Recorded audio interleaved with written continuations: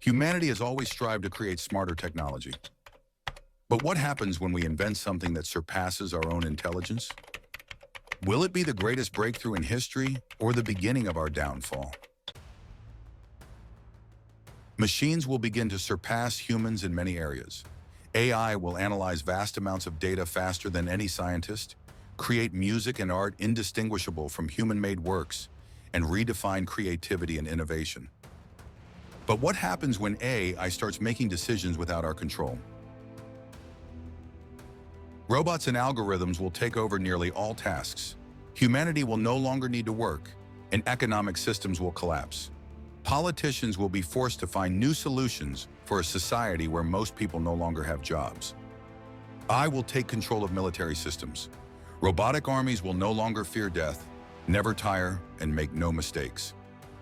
But what if they decide that humanity is a threat? At first, humans will control AI, but then it will become autonomous.